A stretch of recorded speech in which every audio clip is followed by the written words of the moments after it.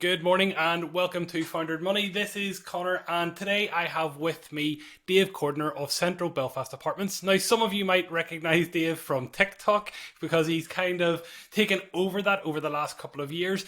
I know Dave from my past business life in Kaizen, as some of you will know, and we did some branding work a few years back. So this has been a few years in the making but has really ramped up since I've moved into the money space, and I really just wanted to say, Dave, thanks so much for coming on to the show. Thank you. No problem. Thank you for having me. Brilliant. Well, look, you're in the service accommodation space, and for most people out there, they think of that as Airbnbs. But could you give me an introduction to yourself, what you do, and let's start there. Yeah, so I'm Dave. I'm the founder of Central Belfast Apartments.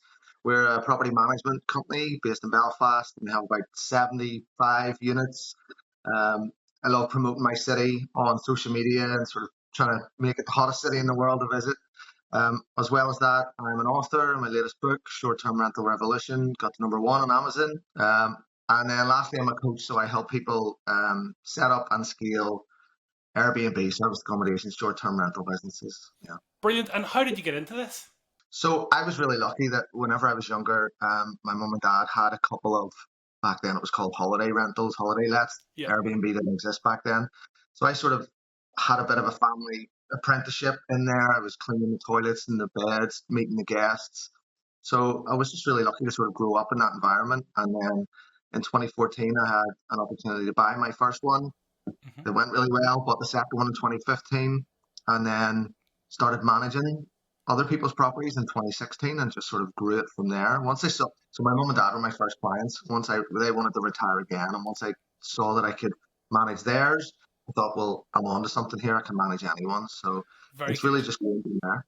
I look at the service accommodation space, and that's a grown-up term for me. And you mentioned there for holiday lets and holiday rentals, and I think that over the last 6 or 7 years, that market has matured an awful lot. Would that be fair enough to say, or have you noticed that yourself? Yeah, I mean, although it's still a very new market, people still don't understand what service accommodation is. When I say Airbnb, people, the penny drops. So yeah, back then there was no Airbnb. People had to phone up and book back in way back in the day. It's now much bigger. People travel and they only stay in service accommodation or short-term rentals. Yeah. The demand for them is huge. I myself, if I go on holiday with my family, I have 2 young kids, a hotel room is not going to cut it. We need space. We need a kitchen. We need a sofa that me and my wife can go and get away from the kids in. Yeah. So yeah, it's grown in Belfast. It's really in demand. We get so many people coming to stay in this city. So yeah, it's a viable option. I think it will be for forevermore. Brilliant. No, we're the same. I have a young daughter and she's 7, so she goes to bed pretty early. And if you're in a hotel room that's lights off and you're all trying to be quiet, it just doesn't work. Sitting in the bath, trying to watch something on TV. Not just as quite bad as that, but very close. And that is the case. Having that 1 or 2 bedrooms and having that additional space that a service accommodation provides is key. So we're very much in that remit. But also, service accommodation isn't just for families. Who else stays in service accommodation? So it's all sorts. So we obviously, leisure is a big one. Yeah. If you're traveling with a group of friends or a group of adults, 2 families staying together, they want to be in the same place. Yeah. We also get a lot of contractors. So Belfast is booming with cranes and building work. Yeah. So we get loads of contractors coming over, and it works out much cheaper for them to stay together in a 2-bed with a sofa bed apartment than to get 3 individual hotel rooms. Yeah. And then the corporate market as well. So there are lots of multinationals in Belfast. There's lots of reasons why business travel need to come here. And the simple fact is, and we've had it from guests, is that they're often just sick of hotels. They want to be able to cook beans on toast. They want to be able to, they're sick of having to go and eat in a fancy restaurant. It sounds crazy, but if you're traveling a lot every week, you just want beans on toast every so often. So. That's it. Like, you can't eat out 6 nights a week.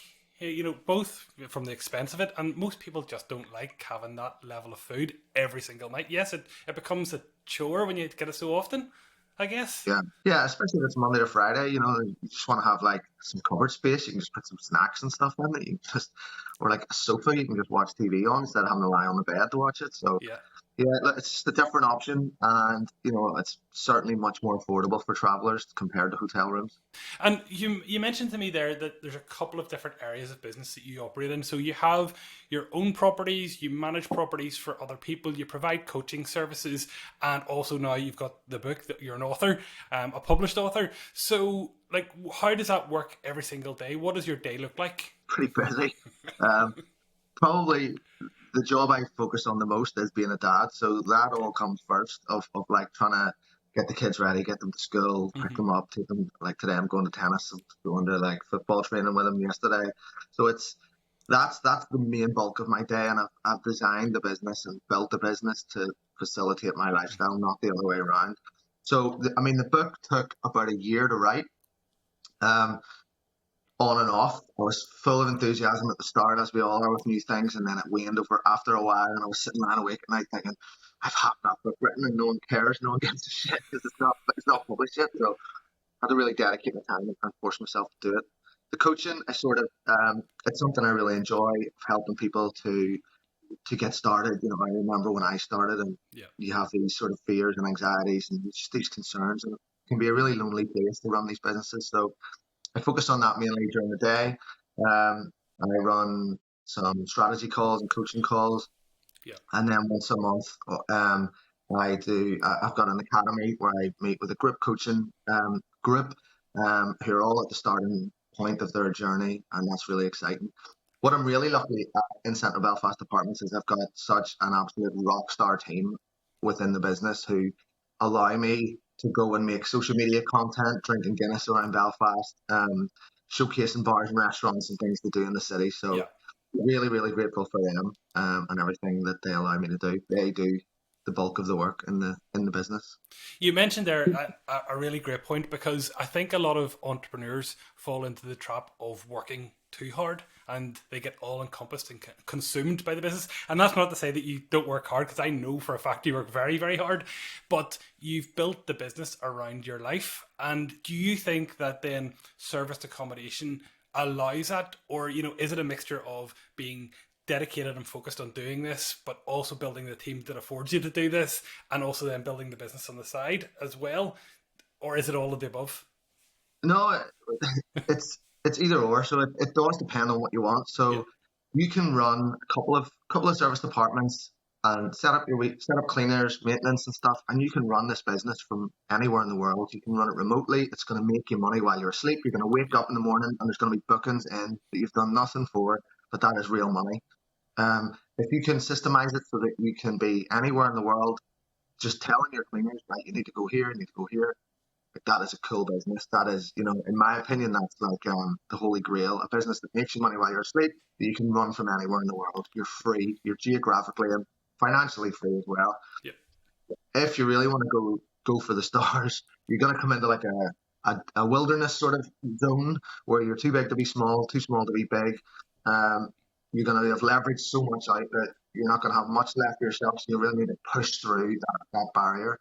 Um, but certainly, it's a business that I think, on one hand, can take over your life if you Yeah. let it, but with the proper planning systems, can give you the life that at least I always wanted, of being able to just spend time with my kids and know the business is running.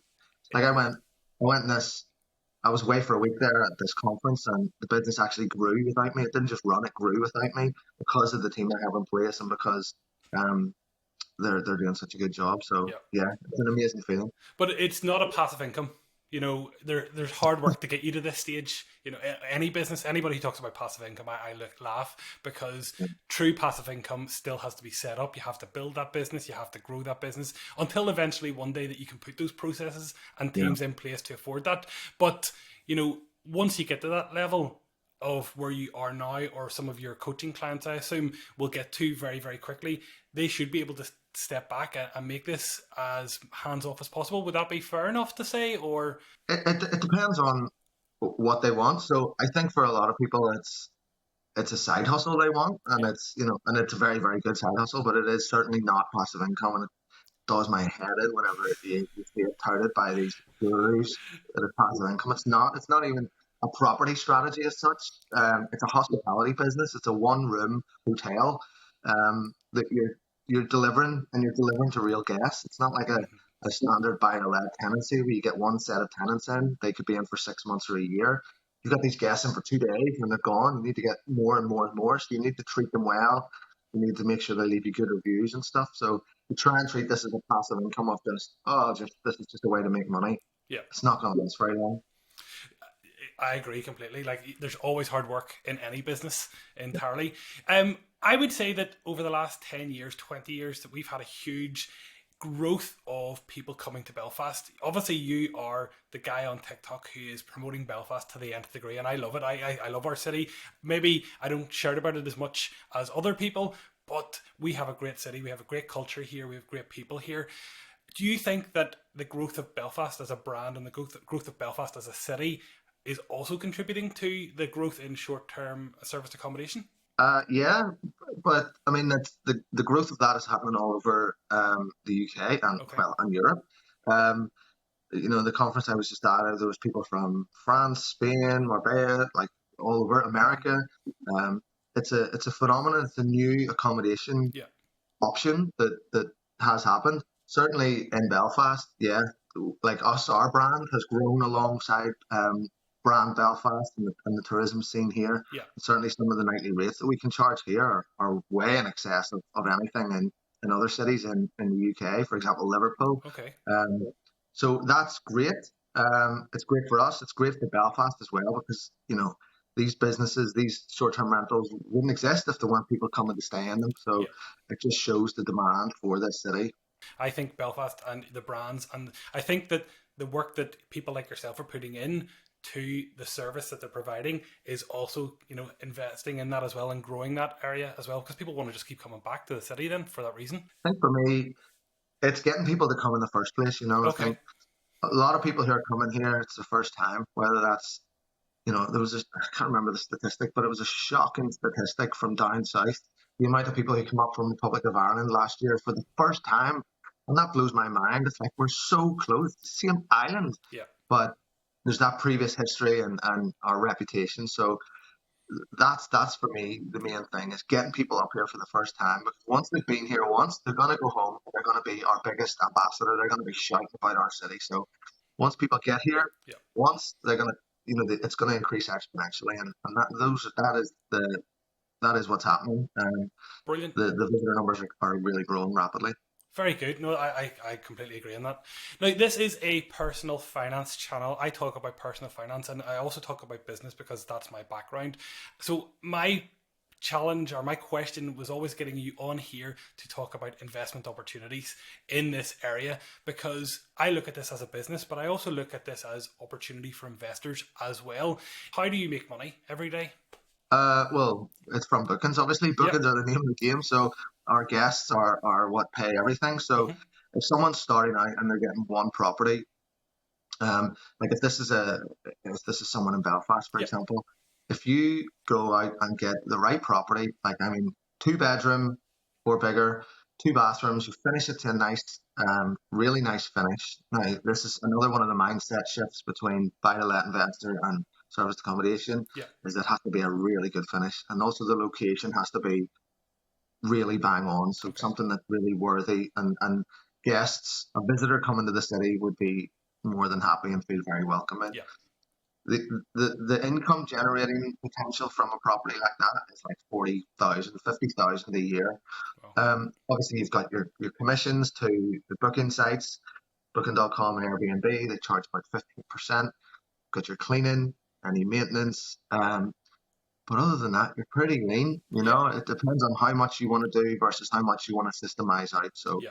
um, there are very good opportunities for people who do this in Belfast. Do you work to a certain percentage of net profit per year that your ambition for with that? If we're looking at that 2 bedroom, 2 bathroom, the home from home type place that people want to stay in a decent area that's netting around 40K income, what would you expect your profit to be after all costs of rentals and cleaning and all that good stuff is taken out?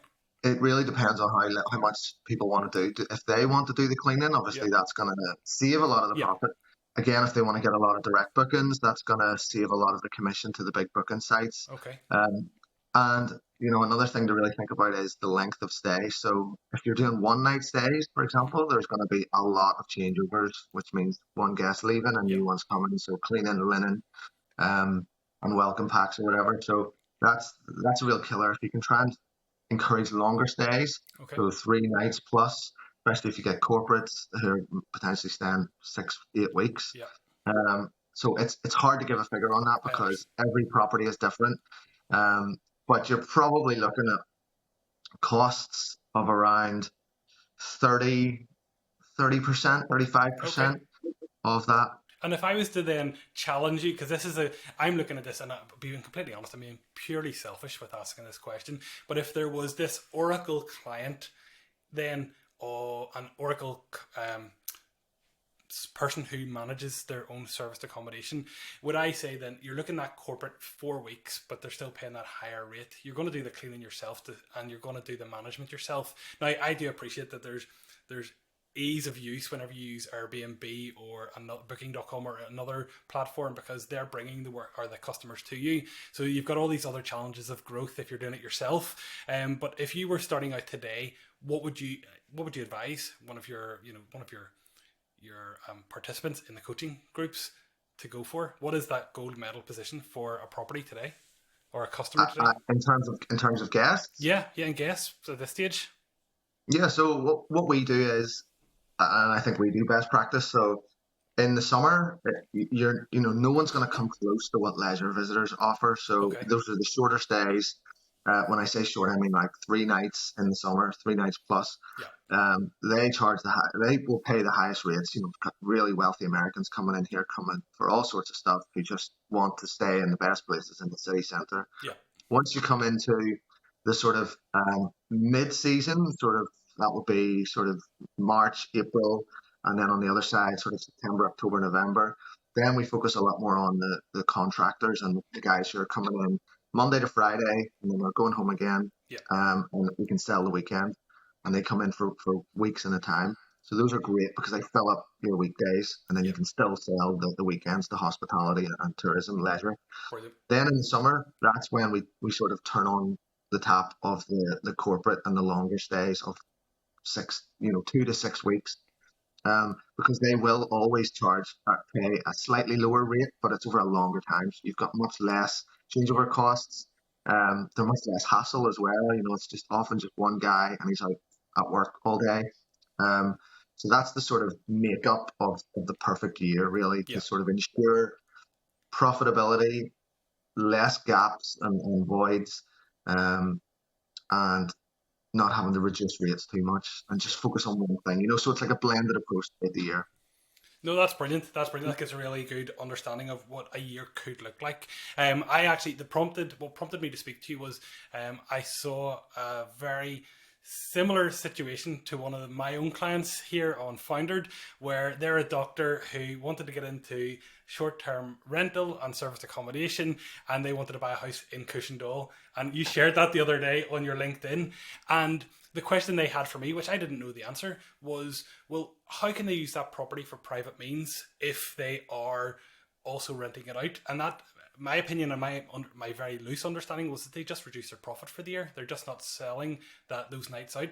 Would you, for somebody like that, would you give them any advice directly, or what else would you say to those guys? What they will do is they'll they'll get the place ready. They'll start renting it out and they'll be like, no, we're going to use this 2 weekends a month. Yeah. They'll very quickly realize that those 2 weekends will literally, they're leaving so much money on the table. And once they see the money that they're getting from those other weekends and those other days, they will reevaluate. So, everyone comes up with these, or everyone has these sort of inclinations and these ideas. Oh, we'd love to do this. It'd be nice to have a second holiday home or whatever. Yeah. But yeah, those ideas go out the window once you see how much money you can make from other people staying in it. No, I thought something similar myself, and it's always nice, they're going to make this home as home from home, and I think that's probably the key for me whenever I'm looking at short-term or service accommodation, is that it's comparable to where I live. I don't want to go and spend good money to go somewhere that's not clean, that's just not got the same comforts of your own home.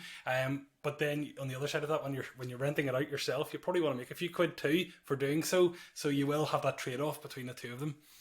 Do you have any calculations or formulas that you work to assess the potential of an Airbnb or short-term holiday let?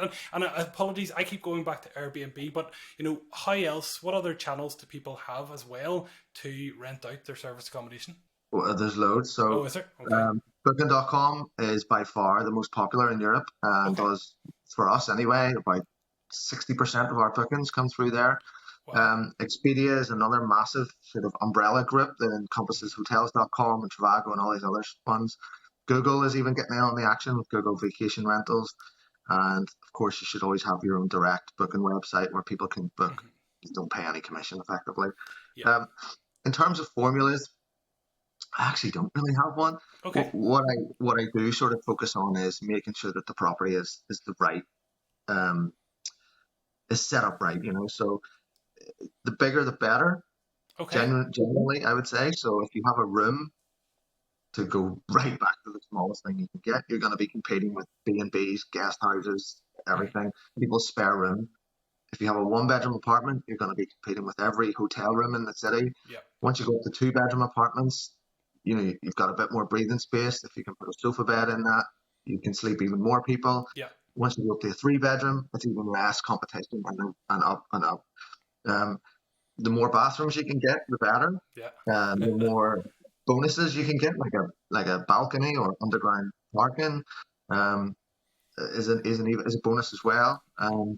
So there's lots of little things that will put off traditional buy-to-let investors because Yeah. they will say, well, that's too expensive. That property's too expensive for me. I won't get the yield. Yeah. Um, Whereas that might be true for a buy-to-let investment, but for serviced accommodation, that really will. People will pay extra to come and stay in a place like that. And in terms of location, because of the nature of serviced accommodation, do you need to be city centre? I don't think so necessarily. It is, it's easy for me to say yes, Yeah. but it's not necessarily. What is important is that there's something nearby. There's some form of life. Yeah. So in in in Belfast, that would be like Lisburn Road, Ormo Road, where you come out and there's like buzz, excitement. There's cafes, Yeah. restaurants, parks, bars, stuff like that. Stuff that people, if they've come from America or come from Australia or wherever, that they've come to Belfast for the first time. They don't know where the city is. They don't know where the city centre is, but they'll arrive at their accommodation and they'll think, "Oh, this is a this is a really cool wee street. I can't wait to try that place or Yeah. go there or do that." What we don't want is anyone to feel unwelcome, unsafe. And Belfast has some areas like that. So Yeah. um, we want to make sure that any guest from any walk of life will feel safe in our property. So Very it's good. that's the bare minimum of feeling safe and Yeah. welcome, but we want to really blow them away by like, this place is amazing. Yeah. So it doesn't have to be the city centre, but that is just where the most action is. Good city centre is primary location, but if you're on one of those arterial routes where there's good transport links into the city and a little bit of a hub like the Lisburn Road or the Ormer Road, then that also can be a benefit as well. That's class. I love that. If you were choosing a property today, you mentioned there about going bigger because there's less competition. Is that just a good rule of thumb? Try and think of the hotels and what you're competing against there. Think about Airbnb or B&Bs and what you're competing against there, and look for those benefits in a property. Is there anything else that you would give consideration to when choosing a property? So yeah, I would say three or four bedroom would be the ideal one Class. in terms of size. 'Cause you can get a lot of people in there, but that does then bring with it a lot more vetting requirements of Hmm. making sure who is coming into to that property. You want to make sure Yeah. that it's families or whatever, and it's not a big stag party or a hen party that's coming to rent the place. Other considerations are, unless the building is built in the last 5 years, the probably is going to require an extensive renovation. Yeah. It's probably going to mean new kitchen, new bathrooms, new flooring, new painting, curtains, furniture. Everything is going to need replaced in a property whenever you get it for service accommodation. Okay. But it's an investment, and it's really important that people do make that investment because you set it up once and then it pays you back forever. Hmm. Remember that you're going to be putting this property online and you're going to be competing with, in some places, 600 plus other listings. Yeah. So if you decide that 12, 15-year-old kitchen is fine, I'm just going to leave it in, or, oh, that sofa, even though it's mismatched and ripped, that's fine, it'll do the job. it's not going to do the job, and Yeah. you're going to be left frustrated and thinking, Airbnb's, can you swear on this? Yeah, Airbnb's shit. yes, It's not yeah. working. I swear. Yeah, But you're right. yeah. Like you've everybody's going to a property somewhere along the line, and the sofa's been terrible. It has been ripped or it's been thrown mismatched together. The cutlery is old, and while it's clean, it feels dirty. Stuff like that. So you have to make sure that your property stands out for the right reasons, because people will go back to that and they'll choose that. And as you said, if you think that the 12-year-old kitchen's fine, it's not fine. If there's if it's not amazing, it's wrong for that. And yes, one of the questions that I always had then was, do you consider the long-term capital growth of the property, or do you consider the short-term rental, the service accommodation, forevermore? Or is there a mixture of both in your own portfolio?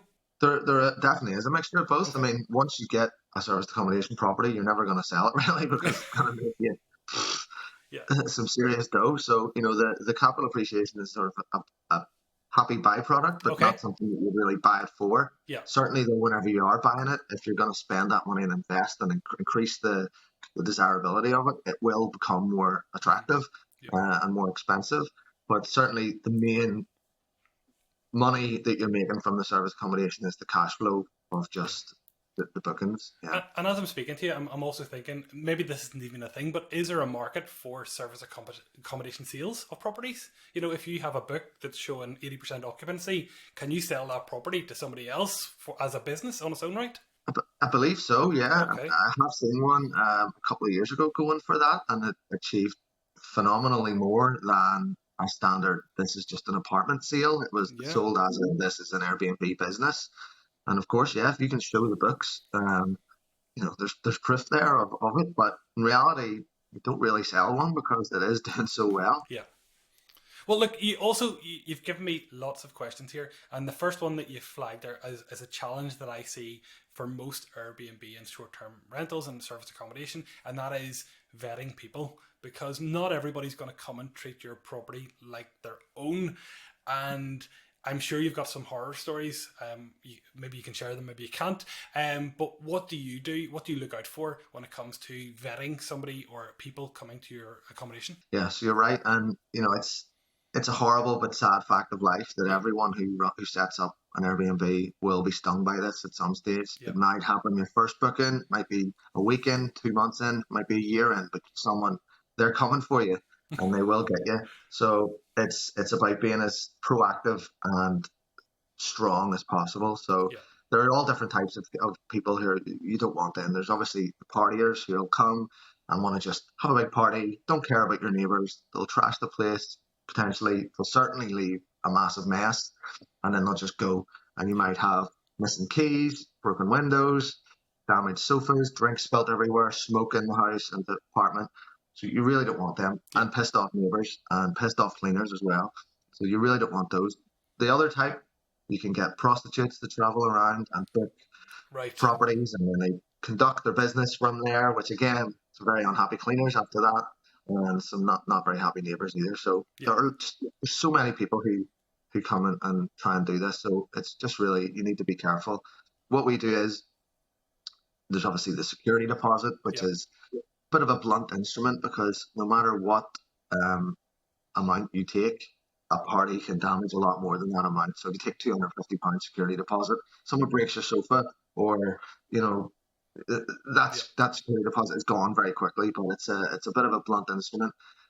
You can also have a minimum check-in age to sort of stop younger people if you think that they're more likely yeah, to party. You can just phone the guests and find out. So I mean, that's some of the biggest things we do, is we phone them and sort of ask in a nice way, what have you got planned for your time in Belfast? yeah, But if you see it's an address within 5 miles of Belfast, you have a bit more of a stern discussion about, why do you need this apartment if you yeah, only live in, Carrick or Newton Abbey or whatever. Um, and so you'll get often a very genuine answer of, oh, well, we've got family coming over from America and they want to just stay. We booked it for them. Or there's lots of genuine reasons why hmm, these things happen, but also there's lots of uh, we're just coming to have a party and we're just wanting somewhere to stay. And it's just like, no, you're yeah. not getting in. So you do have to be so streetwise, so careful. And you'll get very familiar with those type of patterns very quickly, I imagine. You only have to be stung once for that to happen, but knowing that in advance, is obviously a huge benefit. Yeah, and I talk about all that in the book as well. It's that it's you develop this spidey sense. You see these little red flags that come along, and Yeah. you can just spot them. It's sort of hard to put in words. I try to do it the best I can in the book, but yeah, you develop this sixth sense about this is a bad booking. I need to really investigate this, and Yeah. we've done it to the point where you're looking people up on Facebook, you're looking up their WhatsApp Mhm. photo, and you can see that they're like a 17-year-old smoking a joint, and you're just like, you're not getting in. You're not coming into our 5-bedroom penthouse apartment. Yeah. That was And a true story. and you live three, oh wow, right. And you live 3 miles away as well. Yeah, yeah, Oh, he very did. good. Now, you mentioned your team there, and like obviously your team is a huge part of the management of your properties, the day-to-day operations, all of that. But if I was to ask you if you were going to set up locally versus remotely, what are the differences there that you have to question or do you have to think about before you go? Because and I'll be completely honest, my ideal situation is having somewhere in the sun that I can rent out and turn up sometimes whenever I need to, and then lock it up and pass it over to the team over there or wherever to do that. So how would I go about that? Well, the good news is there's a lot of businesses like Central Belfast Apartments all around the place that Yep. manage properties for clients like yourself or whoever else. But if you were trying to do it yourself remotely, the first thing you need is obviously a housekeeper slash cleaner. You need Okay. someone on the ground who is going to clean the place after the guests leave, um, sort the linen, so get it washed, and let you know about any issues that are there so you can sort of communicate with the guests. And that person really is your eyes and ears, and you need to really keep hold of them and keep them sweet Yeah. because they're the only person there that can help you in a crisis, or Yeah. if they go sick and they can't clean the property, but you've got guests arriving, and you're in trouble. So Yeah. it's you really need to look after them. Another big thing is maintenance. So things will go wrong. Guests will break things by mistake, Hmm. and just things will go wrong. The flusher will stop working on the Yeah. toilet, or light bulbs will go out and stuff. And someone needs to be able to be there quickly to fix those things. So that's another important aspect. Um, and really, that's as lean as you can get it. Really, Yeah. if you wanted it to be that way, the the cleans are the biggest thing Yeah. because they're the most important and the most urgent and the most time sensitive. It's not a bad gig doing Airbnb cleans. You get, from 10 until 1 to sort of from checkout time at 10 to Yeah. 1 check-in time, a couple of days a week. It's not a bad gig. Not, you can fit it around a lot of things, Yeah. school runs, you know, so it's not bad, but you just need to trust the person and make sure that they're actually going to show up Yeah. because, if they don't, you're in trouble when the guests arrive. And honestly, like the first thing you do whenever you walk into any property is check how clean it is. And it's not Yeah, maybe you're not consciously checking it, but you notice if it's clean or not.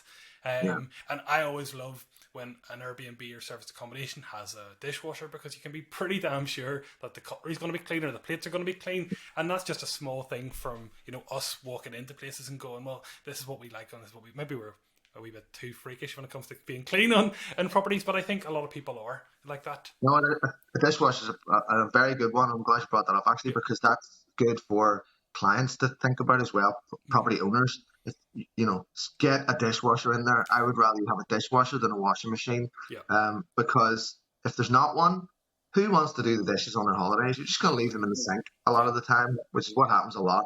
Which means your cleaner's going to have to do them now. As your cleaner's on a strict time scale of Mm-hmm. getting the place done, and it's not going to be too happy at cleaning dishes every single time. So potentially they will be missed, Yeah. or not cleaned as easy as possible. So Yeah. it's a much better setup if you've got a dishwasher for sure. Brilliant.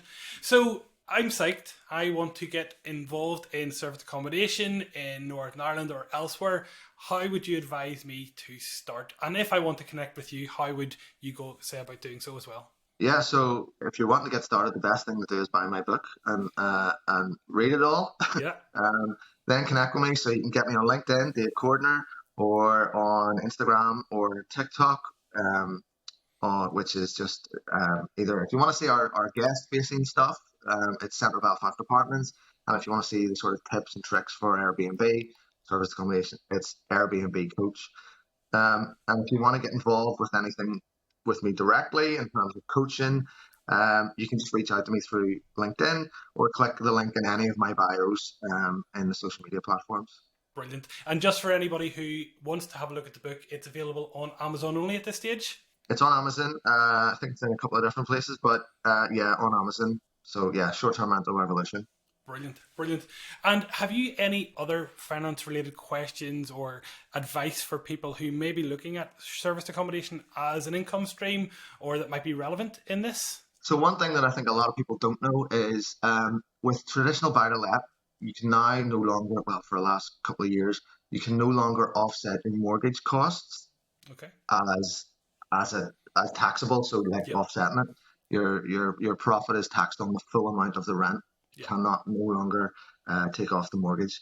With um, service accommodation, you can do that. So Oh, that wow. increases just a little bit more. The income is classed as furnished holiday letting income. Hmm. It's not the sort of standard rental income. So you can offset that mortgage. So it's an extra little bump of a cost statement, but on top of that, you're getting massively increased income as well. So it's yeah, Oh no, it's a no-brainer. that's I didn't know that. That's fantastic, actually, because over the last couple of years, for those of people who aren't buy to lets or BTLs, they have noticed that that profit from the mortgage that they now have to pay and isn't tax deductible does eat into their profit significantly. I've seen a few people talking about it anyway, so no, that's great to know as well. So thank you so much. And Dave, look, we'll call it a day there, but genuinely, thank you so much for coming on to the channel and thank you for sharing your information. You have some serious knowledge that people don't get without being in the trade for so long. And I know a lot of people who watch this will be delighted to hear from you. So thank you so much. Thank you for having me, Connor. Brilliant, brilliant. Well, have a great day and I'll likely see you on TikTok very soon, man. Yeah, Cheers. Good luck. cheers. Bye Thank bye. you. Bye bye. Bye. Well, that was a wonderful interview with Dave Cordner of Central Belfast Apartments. He is also the author of Short Term Rental Revolution, a new book that has topped the charts in Amazon, and a really knowledgeable fella in all that is serviced accommodation. If you do want to get in touch with Dave, you can check out all the links below in the show notes, and I look forward to seeing you in the next video. Thanks now. Bye bye.